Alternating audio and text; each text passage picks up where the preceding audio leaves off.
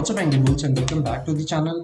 Last video जो मैंने share करा था स्टॉक्स के ऊपर, अगर आपको याद होगा, मैंने कुछ स्पेसिफिक सेक्टर्स बताए थे। एक शुगर सेक्टर बताया था, एक मेटल सेक्टर बताया था और एक फार्मा बताया था, जो मुझे लग रहा था कि भाई अच्छी मूव्स दे सकता है। तो अगर आप नोटिस करोगे तो इवन उगार, शुगर, बलराम चीनी, मेटल तो आउट परफॉर्म करा। डॉक्टर रेड्डी, कुछ ऐसे स्टॉक्स बताए थे कि भाई किस किस लेवल से कहाँ कहाँ पे मूव कर सकते हैं। तो अभी हम नेक्स्ट पॉइंट पे चलते हैं कि भाई अब कौन से अपकमिंग स्टॉक्स हैं जो एक वीकली टाइम फ्रेम पर, एक बड़े टाइम फ्रेम में अच्छे तरीके से परफॉर्म कर सकते हैं, और क्या उनमें एक लॉन्ग टर्म में व्यू निकल सकता है। तो जल्दी से चलते हैं हम चार्ट्स के ऊपर और देखते हैं कि क्या क्या नंबर्स निकल सकते हैं कुछ अच्छे स्टॉक्स में।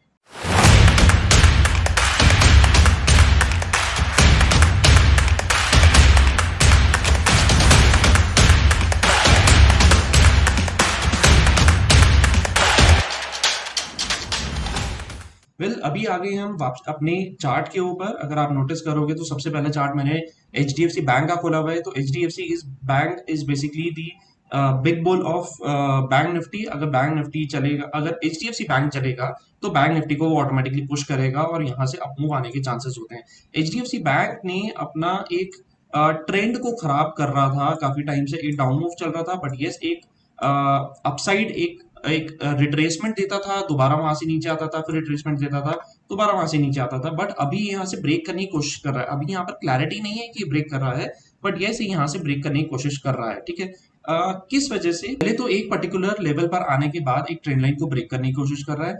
दूसरे पॉइंट ऑफ व्यू से अगर आप यहाँ पर देखते हो तो काइंड ऑफ एक इनवर्स हेड एंड शोल्डर का ये पैटर्न बना रहा है, जो कि मुझे लगता है कि यहाँ से एक अपसाइड मोमेंटम दोबारा ऊपर की तरफ दिखा सकता है अगर ये इन लेवल्स के ऊपर सस्टेन करता है। ऑन द कंजर्वेटिव साइड अगर ये 1520 का लेवल अगर ये सस्टेन करता है तो आई फील कि एक्चुअली अभी ये लेवल्स जो ऊपर की तरफ ओपन कर रहा है, ये 1600 1640 के लिए लेवल्स को ओपन कर रहा है। सो एचडीएफसी बैंक को मैं रडार पे रखूंगा एक मिड टर्म व्यू के लिए। बहुत शॉर्ट टर्म व्यू नहीं है, इंट्राडे व्यू नहीं है, तो इसको मैं एक मिड टर्म व्यू के लिए एचडीएफसी बैंक को रडार पे रखूंगा। नेक्स्ट स्टॉक आते हैं, दिस इज प्रिकॉल।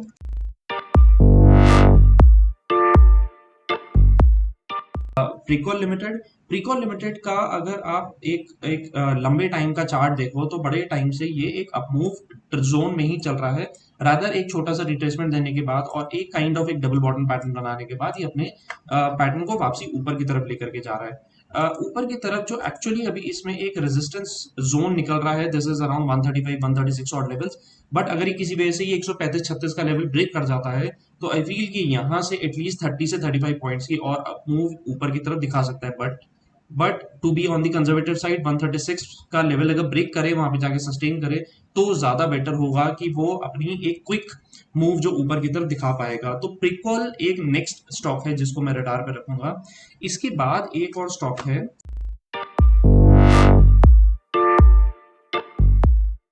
फिर इसके बाद एक नेक्स्ट स्टॉक है, this is Bajaj holding investments limited. ये भी एक स्टॉक, एक ओवरऑल अगर मैं लॉन्ग टर्म का व्यू देखता हूँ तो ये एक अप ट्रेंड वाला स्टॉक है। शायद बीच में एक 2020 के आसपास जब एक कोविड सिनेरियो आया था, वहां पर इसने अपनी डाउनवर्ड जर्नी दिखाई थी। बट ओवरऑल अगर मैं देखता हूँ तो एक अप ट्रेंड का स्टॉक है। काफी टाइम से ऊपर जाने के बाद एक पर्टिकुलर रेंज के अंदर ये घूम रहा था और अब ये यहाँ से निकलने की कोशिश कर रहा है। सो एक्चुअली जो इसने अपना ब्रेकआउट दिया है, ये 5200 5250 के आसपास आने के बाद ब्रेकआउट दिया है इसने। फिलहाल अगर ये इन लेवल्स को सस्टेन करता है ऑन द कंजर्वेटिव साइड, 150 180 50 170 और लेवल्स अगर ये सस्टेन करता है तो मुझे लगता है कि इसकी अपवर्ड जर्नी अभी भी ऊपर की तरफ चल सकती है। तो upward journey we can see around 56 50 5800 के आसपास मैं इसके लेवल्स देख सकता हूँ। So Bajaj holding and investments for a longer tenure, again short term वाला व्यू नहीं है, यस एक मिड टर्म व्यू के लिए मैं बजाज होल्डिंग एंड इन्वेस्टमेंट्स को कैश पिक के हिसाब से मैं इसको देखना चाहूंगा। Next stock would be,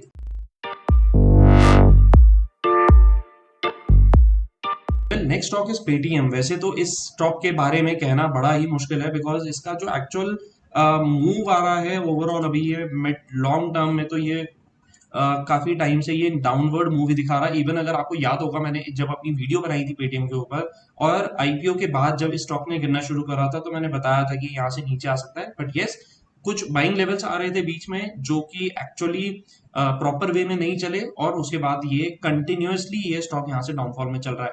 but अगर आप यहाँ पर एक छोटे टाइम फ्रेम पर अगर मैं इसके अर्ली टाइम फ्रेम पर आ जाता हूँ और अगर आप यहाँ पे नोटिस करते हो तो छोटे टाइम फ्रेम में ये एक kind of double bottom pattern बना रहा है अराउंड 520 रुपए पे। तो 521 का ये अपना 52 वीक लो या लाइफ टाइम लो जो इसको कह सकते हैं वो एक्चुअली लगा चुका है। बहुत ही सेफ साइड अगर मैं बहुत अगर लगता है कि मेरे को स्टॉक को ले लेना चाहिए भाई, मेरा पेटीएम एक टर्न अराउंड स्टोरी हो सकती है, बहुत ऐसी ऐसी स्टोरीज आ रही हैं। अगर मैं उसको साइड रखता हूँ और मैं खाली technical view point of view पर जाता हूँ तो यहाँ पर जो मेरा एक्चुअली बेस बन गया है वो 520 रुपए पे बन गया है। थोड़ा सा और नीचे 515 का बिल्कुल एक कह सकते हैं सिस्टम पे स्टॉप लॉस लगा करके या सिस्टम पर एक एग्जिट जोन होना चाहिए कि भाई यहाँ से नीचे गया तो इसके बाद तो निकल ही जाना है स्टॉक से।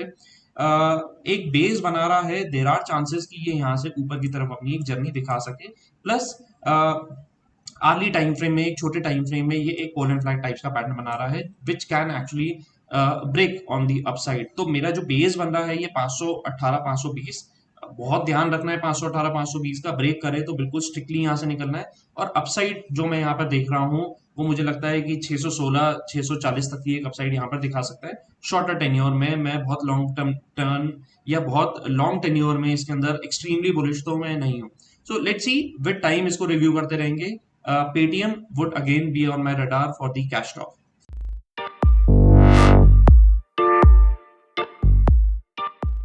वेल नेक्स्ट स्टॉक जो मेरे रडार पे रहेगा this would be axis bank. Axis bank अपने रिजल्ट के आसपास आई थिंक ये 860 रुपए का इसने अपना हाई बनाने के बाद ये रिजल्ट के बाद से नीचे आया था। इसने अराउंड 640 रुपए के आसपास का अपना एक बेस बनाया, दोबारा एक अप मूव देने पे फिर से दोबारा 640 का एक डबल बॉटम टाइप्स का पैटर्न बनाने के बाद ये अपनी अपसाइड जर्नी चालू कर रहा है।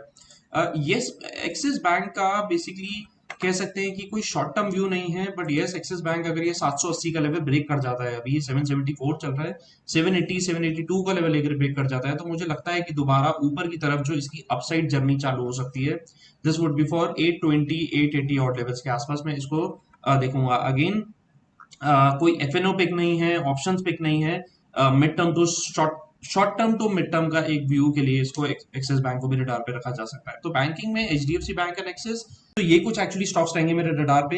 इन case you have some queries you can comment down below. बाकी मेरे सपोर्ट और मोटिवेशन के लिए don't forget to hit the subscribe and like button.